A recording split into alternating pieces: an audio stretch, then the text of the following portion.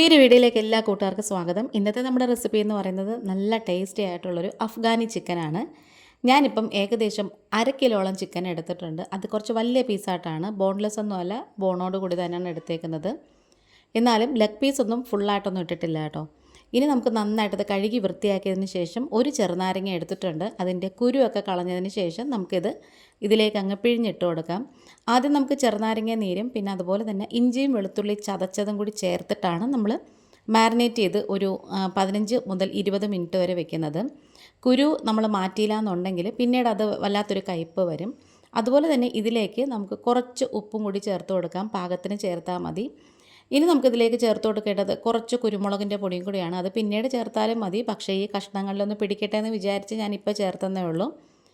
ഇഞ്ചിയും വെളുത്തുള്ളിയൊക്കെ ഇതേപോലെ ഇച്ചിരിയൊക്കെ ചതച്ച് നമ്മൾ ഫ്രിഡ്ജിൽ വെച്ചേക്കണമെന്നുണ്ടെങ്കിൽ അത്യാവശ്യം ഒരു 2-3 ദിവസമൊക്കെ എടുക്കാനായിട്ട് നമുക്ക് ഉപകരിക്കും. കടലക്കറിയോ അതുപോലെ മീൻ കറിയോ അതുപോലെ ചിക്കൻ്റെ എന്തെങ്കിലുമൊക്കെ ഐറ്റംസൊക്കെ ഉണ്ടാക്കണമെങ്കിൽ നമുക്കിതേപോലെ കുറച്ചായിട്ട് നമ്മൾ ചെയ്ത് വെക്കുകയാണെങ്കിൽ നല്ലതാണ്. പിന്നെ ജിഞ്ചർ ഗാർലിക് പേസ്റ്റ് ആണെന്നുണ്ടെങ്കിൽ നമുക്ക് ഗ്ലാസ് ജാറിലാക്കി നമുക്കത് ഒരു കുറച്ച് സമയം നമ്മൾ നന്നായിട്ട് അരച്ച് പേസ്റ്റ് ആക്കിയതിന് ശേഷം നമുക്കത് ഫ്രീസറിലൊക്കെ വെച്ചേക്കാമേ. ഇനി ഇത് തട്ടിപ്പൊത്തി ഒരു 15 മിനിറ്റോളം മാറ്റി അങ്ങ് വെച്ചേക്കാം. ആ ഒരു സമയം കൊണ്ട് നമുക്കിത് മാരിനേറ്റ് ചെയ്യാനുള്ള കുറച്ച് സാധനങ്ങളൊക്കെ അരച്ചെടുക്കാനുണ്ട്. മിക്സിയുടെ ജാർ എടുത്തിട്ടുണ്ട്. ഏറ്റവും ചെറുതല്ല, ഇടത്തരം ജാറാണ് എടുത്തേക്കുന്നത്. അതിലേക്ക് നമുക്ക് പച്ചമുളക് ചേർത്ത് കൊടുക്കണം. ഞാനിവിടെ പച്ചമുളകിൻ്റെ കണക്ക് പറയാത്തതെന്തെന്ന് വെച്ചാൽ ഓരോരുത്തരുടെയും കയ്യിലിരിക്കുന്ന പച്ചമുളകിൻ്റെ എരിവ് ഓരോ ടൈപ്പായിരിക്കും. ഇത് കുറച്ച് എരിവുള്ള മുളകാണ്. അപ്പോൾ ഞാനിപ്പം ഇത്രത്തോളം മുളക് എടുത്തിട്ടുണ്ട്. പിന്നെ നമുക്കിതിലേക്ക് ചേർത്ത് കൊടുക്കേണ്ടത് പുതിനയിലയാണ്. അതുപോലെ തന്നെ കുറച്ച് മല്ലിയിലയും കൂടി തണ്ടോട് കൂടി വേണം. നമ്മൾ എത്രത്തോളം പുതിനയില എടുക്കുന്നു അതിൻ്റെ ഇരട്ടിയോളമാണ് മല്ലിയില എടുക്കേണ്ടത്. അതുപോലെ തന്നെ ഒരു സവോള എടുത്തിട്ടുണ്ട്, കുഞ്ഞ് സവോള. അതിൻ്റെ ഒരു 1/4 ഭാഗം എടുത്തിട്ടുണ്ട്, 1/4 ഭാഗം ഞാനങ്ങ് മാറ്റി വെച്ചേക്കാണ്. ഇനി നമുക്കിതിലേക്ക് വേണ്ടത് കശുവണ്ടി പരിപ്പാണ്. അത് ഏകദേശം ഒരു 20-22ഓളം എടുത്തിട്ടുണ്ട്. അതുപോലെ തന്നെ ഒരു 1/2 ടീസ്പൂണ് ജീരകപ്പൊടി ഉണ്ടല്ലോ, നമ്മുടെ നല്ല ജീരകം, കുമിൻസിടം, അത് പൊടിച്ചത്.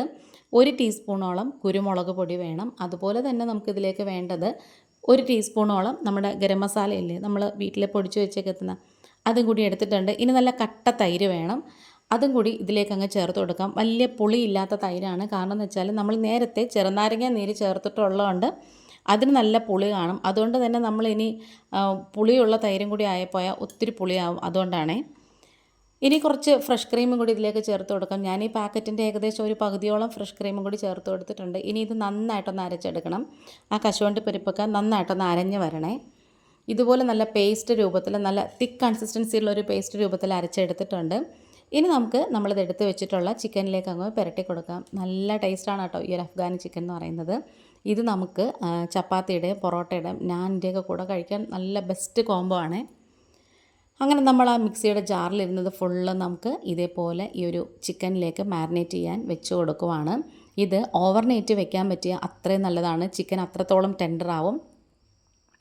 അല്ലാന്നുണ്ടെങ്കിൽ മാക്സിമം ഒരു 2 മണിക്കൂറെങ്കിലും വെക്കാനായിട്ടൊന്ന് നോക്കിയാൽ കൊള്ളാം കേട്ടോ.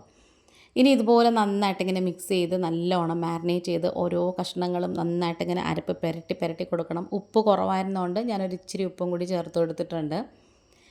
ഈ ഒരു സമയത്ത് വേണമെന്നുണ്ടെങ്കിൽ നമുക്ക് കുറച്ച് കസൂരി മേത്തി ചേർത്ത് കൊടുക്കാം. അല്ലെങ്കിലും കുഴപ്പമില്ല, ലാസ്റ്റ് ചേർത്താലും മതിയേ. ഇനി ഒരു 2 മണിക്കൂറോളം ഞാൻ ഇതേപോലെ ഒന്ന് തട്ടിപ്പൊത്തി മാരിനേറ്റ് ചെയ്ത് വെച്ചിട്ടുണ്ട്. നമുക്കിനി ഇതൊന്ന് ഫ്രൈ ചെയ്തെടുക്കണം. അപ്പോൾ അതിന് വേണ്ടിയിട്ട് സൺഫ്ലവർ ഓയിലാണ് എടുക്കുന്നത്. അപ്പോൾ എണ്ണയൊക്കെ നന്നായിട്ട് ചൂടായി വരുമ്പോഴത്തേക്ക് നമുക്കിതിലേക്ക് ഓരോരോ കഷ്ണങ്ങളായിട്ട് ഇട്ട് കൊടുക്കാം. ഈ ഒരു വീഡിയോ കണ്ടുകൊണ്ടിരിക്കുന്ന സമയത്ത് നിങ്ങൾക്ക് ചാനൽ ഇഷ്ടപ്പെടുകയാണെന്നുണ്ടെങ്കിൽ ഒന്ന് സബ്സ്ക്രൈബ് ചെയ്ത് സപ്പോർട്ട് ചെയ്യണേ. സബ്സ്ക്രൈബ് ചെയ്യുമ്പം കഴിയുമെങ്കിൽ ഒരാൾക്കെങ്കിലും ഒന്ന് ഷെയർ ചെയ്ത് കൊടുക്കാൻ പറ്റിയ അത്രയും നല്ലതാണ് കേട്ടോ. നമ്മുടെ വീഡിയോസ് കുറേ പേര് കാണുമ്പം അത് നമുക്കൊത്തിരി സന്തോഷമുള്ള കാര്യമാണ്. ചാനലിൻ്റെ ഗ്രോത്തിനും ഒത്തിരി ഉപകാരപ്രദമാണ്. ഹൈ ഫ്ലെയിമിലിട്ടിട്ട് വേണം നമുക്കിത് വറുത്തെടുക്കാനായിട്ട്. ഇതിൻ്റെ പുറം ഭാഗം ചെറുതായിട്ടൊന്ന് മൊരിഞ്ഞും കിട്ടണം. ആ ഒരു ചൂടുകൊണ്ട് തന്നെ ഉള്ളിൽ നന്നായിട്ടിങ്ങനെ വെന്തും കിട്ടും. ഒരു വശം ചെറുതായിട്ടൊന്ന് മൊരിഞ്ഞ് വരുമ്പോഴത്തേക്കും നമുക്ക് പതുക്കെ മറിച്ചിട്ട് കൊടുക്കാം. ആ ഒരു അടുത്ത വശവും കൂടി നമുക്കിത് നന്നായിട്ടൊന്ന് മൊരിയിച്ചെടുക്കണം. പിന്നെ ഈ ഒരു വീഡിയോ കണ്ടുകൊണ്ടിരിക്കുന്ന സമയത്ത് ചാനൽ സബ്സ്ക്രൈബ് ചെയ്യാതെ കാണുന്ന കൂട്ടുകാരാരെങ്കിലും ഉണ്ടെങ്കിൽ ആ ഒരു ബെല്ലൈക്കൺ ഒന്ന് പ്രസ് ചെയ്ത് കൊടുക്കണം. എന്നിട്ട് സബ്സ്ക്രൈബ് ബട്ടണും ബെല്ലൈക്കണും ഒക്കെ പ്രസ് ചെയ്തതിന് ശേഷം ഓൾ എന്ന ഓപ്ഷനും കൂടി കൊടുക്കണേ. എങ്കിൽ മാത്രമേ ഞാനിടുന്ന നെക്സ്റ്റ് വീഡിയോസിൻ്റെയൊക്കെ നോട്ടിഫിക്കേഷനൊക്കെ കറക്റ്റായിട്ട് നിങ്ങൾക്ക് കിട്ടത്തുള്ളൂ. അങ്ങനത്തെ നമ്മളിത് ഫുള്ളും ഒരു പ്ലേറ്റിലേക്ക് വാങ്ങി വെക്കുകയാണ്. ഈ ഒരു ലൈറ്റ് ബ്രൗൺ നിറം ആയാൽ മതി, ഒത്തിരി അങ്ങ് കരിഞ്ഞൊന്നും പോകണ്ട. ഇത് മൊത്തവും വാരി എടുത്തതിന് ശേഷം നമുക്ക് ഇതിലെ കരടുണ്ടല്ലോ, ഈ ഒരു എണ്ണയിലെ കരടും കൂടെ അപ്പം തന്നെ നമ്മളിത് എടുക്കുകയാണെന്നുണ്ടെങ്കിൽ അടുത്ത ബാച്ച് നമ്മൾ ഇടുമ്പോഴത്തേക്കും ഈ ഒരു ബാച്ചിലുള്ള ആ ഒരു കരട് ഒത്തിരി അങ്ങ് കരിഞ്ഞു പോകത്തില്ല. നമ്മുടെ ഈ ചാനലിൽ കുറേ നല്ല നല്ല റെസിപ്പീസും ഹെൽത്ത് ടിപ്സും ബ്യൂട്ടി ടിപ്സും വ്ളോഗും എല്ലാം അപ്ലോഡ് ചെയ്തിട്ടുണ്ട്. അടുത്തൊരു ബാച്ചും കൂടി വറുത്തെടുത്തതിന് ശേഷം ആ ഒരു എണ്ണയിൽ തന്നെ കരടൊക്കെ മാറ്റിയിട്ട് 4 ഏലക്കയും 4 ഗ്രാമ്പും ഒരു വലിയ കഷ്ണം പട്ടയും 2 ബേ ലീഫും കൂടി ഇട്ട് കൊടുക്കുകയാണ്. ഇനി ഒരു കുഞ്ഞ് സവോളയും കൂടി എടുത്തിട്ടുണ്ട്, അത് കൊത്തി എരിഞ്ഞതിന് ശേഷം ഇതിലേക്ക് അങ്ങ് വഴറ്റാനായിട്ട് ഇട്ട് കൊടുക്കുകയാണ്. ഇത്തരം റെസിപ്പീസൊക്കെ ഒരിക്കലും വെളിച്ചെണ്ണയിലൊന്നും ചെയ്യരുത്, സൺഫ്ലവർ ഓയിലേ ചെയ്യാവൂ. ഈ ഒരു സമയത്ത് ഒരു ഇച്ചിരി ബട്ടറും കൂടി ഇട്ട് കൊടുക്കുകയാണ്. ഇതിൻ്റെ ഒരു ടേസ്റ്റ് എൻഹാൻസ് ചെയ്യാനായിട്ട് ഒത്തിരി ഉപകാരപ്രദമാകും കേട്ടോ. ഇനി ഇതെല്ലാം നന്നായിട്ട് ഇങ്ങനെ ഒന്ന് വഴറ്റി നന്നായിട്ട് ആ ഒരു ഉള്ളിയൊക്കെ ഗോൾഡൻ ബ്രൗൺ നിറമായി കഴിയുമ്പോഴത്തേക്കും നമ്മൾ ചിക്കനൊക്കെ മാരിനേറ്റ് ചെയ്ത് വെച്ച പാത്രത്തിൽ കുറച്ച് ആ ഒരു ജ്യൂസി ആയിട്ടുള്ള ആ ഒരു അരപ്പുണ്ടല്ലോ, അത് ബാക്കി ഇരുന്നത് ഇതിലേക്ക് അങ്ങിട്ട് കൊടുത്തിട്ട് ഇതിൻ്റെ ഒരു പച്ച മണം മാറുന്നത് വരെ നന്നായിട്ടിങ്ങനെ ഒന്ന് വഴറ്റി കൊടുക്കണം. ചെറുതായിട്ടിങ്ങനെ ഒന്ന് മൊരിയിച്ച് വഴറ്റി കൊടുക്കണം. ഇപ്പോൾ നമ്മൾ തീ മീഡിയത്തിലും സിമ്മിലുമായിട്ട് വെച്ചേക്കുവാണ്. ആ ഒരു സമയം കൊണ്ട് നമ്മൾ ആ ചിക്കൻ മാരിനേറ്റ് ചെയ്ത പാത്രത്തിൽ ഏകദേശം 1 കപ്പ് വെള്ളം നന്നായിട്ട് തിളപ്പിച്ചിട്ടുണ്ടായിരുന്നു, അതും കൂടി ഇതിലേക്ക് അങ്ങ് ഇട്ട് കൊടുക്കുവാണ്. പച്ചവെള്ളം ഒരിക്കലും ഒഴിക്കരുത്. അതൊക്കെ നന്നായിട്ട് തിളച്ച് വരുമ്പോഴത്തേക്കും നമ്മൾ വറുത്ത് മാറ്റി വെച്ചിട്ടുണ്ടായിരുന്ന ആ ഒരു ചിക്കൻ്റെ പീസസ് ഇതിലേക്ക് അങ്ങ് ചേർത്ത് കൊടുക്കാം. ഇതൊക്കെ കാണുമ്പോഴത്തേക്കും ഇത് വലിയ പാടാണ്, ഇത് ചെയ്യാൻ ഭയങ്കര ബുദ്ധിമുട്ടാണ്, കുറേ സ്റ്റെപ്പുകളുണ്ടല്ലോ എന്നൊക്കെ തോന്നും. പക്ഷെ ഒന്നുമല്ല കേട്ടോ. ഞാനും ആദ്യമൊക്കെ അങ്ങനെ തന്നെ വിചാരിച്ചത്. പക്ഷേ ഇതിൻ്റെ ടേസ്റ്റ് വൈസ് നോക്കുമ്പോഴല്ലോ അടിപൊളിയാണ്. ഇനി ഒരു 5 പച്ചമുളകും കൂടി എടുത്തിട്ട് അതിൻ്റെ നെടുകെ കീറിയിട്ട് ഒരു പകുതി ഭാഗത്തുള്ള നെടുകെ കീറിയിട്ട് ഇതിലേക്ക് അങ്ങ് ഇട്ട് കൊടുക്കാം. കുറച്ച് ഉപ്പും കൂടി ചേർത്ത് കൊടുത്തിട്ടുണ്ട്, കാരണം ഇപ്പം വെള്ളമൊക്കെ ഒഴിച്ചപ്പം ഉപ്പ് എന്തായാലും കുറയുമല്ലോ, അതുകൊണ്ടാണ്. ഇനി ഇത് നന്നായിട്ടൊന്ന് കുറുകി വരണം. നന്നായിട്ടിങ്ങനെ ഒന്ന് തിളച്ച് ആ ഒരു കഷ്ണങ്ങളൊക്കെ കുറച്ചും കൂടി നന്നായിട്ട് വെന്ത് ഒന്ന് ചെറുതായിട്ടൊന്ന് കുറുകി വരണേ. ആ ഒരു സമയത്ത് നമുക്കിതിലേക്ക് കുറച്ച് കസൂരി മേത്തി കൈകൊണ്ട് നന്നായിട്ട് പൊടിച്ചതിന് ശേഷം ഇതിലേക്ക് ചേർത്ത് കൊടുക്കാം. അപ്പോൾ കസൂരി മേത്തി ഞാൻ ചെറുതായിട്ടൊന്ന് ചൂടാക്കിയിട്ടുണ്ടായിരുന്നേ. അങ്ങനെ നമ്മൾ ചെയ്യുമ്പം കുറച്ച് നല്ലൊരു മണവും കൂടെ കിട്ടേ.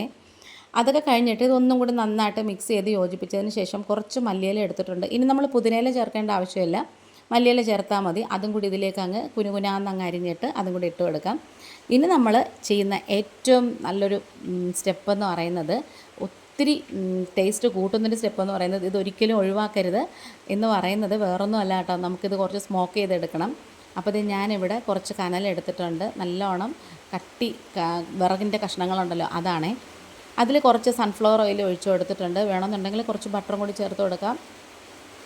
ഈ ഒരു ഹോളിൽ കൂടെ ആ പുക പോകുന്നുണ്ടായിരുന്നു, വേണമെങ്കിൽ അലുമിനിയം ഫോയിൽ വെച്ചൊന്ന് അടച്ചു കൊടുത്താൽ മതി. ഞാനത് ചെയ്തിട്ടില്ല. ഒരു 2-3 മിനിറ്റ് കഴിയുമ്പോഴത്തേക്കും, ഒരു 5 മിനിറ്റ് കഴിയുമ്പോഴത്തേക്കും ആ ഒരു സ്മോക്കൊക്കെ ആ ഒരു ചിക്കൻ്റെ കറിയിലേക്ക് ഇറങ്ങിയിട്ടുണ്ട്. ഗ്രേവിയും നല്ല തിക്കായിട്ട് വന്നിട്ടുണ്ട്. ഇനി ചപ്പാത്തിയുടെ കൂടെ നല്ല അടിപൊളി കോംബോ ആണ്. അപ്പോൾ നമ്മുടെ വീഡിയോ വൈൻഡപ്പ് ചെയ്യാറായി. ഇന്നിപ്പോൾ ഇത്രയേ ഉള്ളൂ. വേറൊരു വീഡിയോ ആയിട്ട് വേഗം തന്നെ വരാം. Thanks for watching.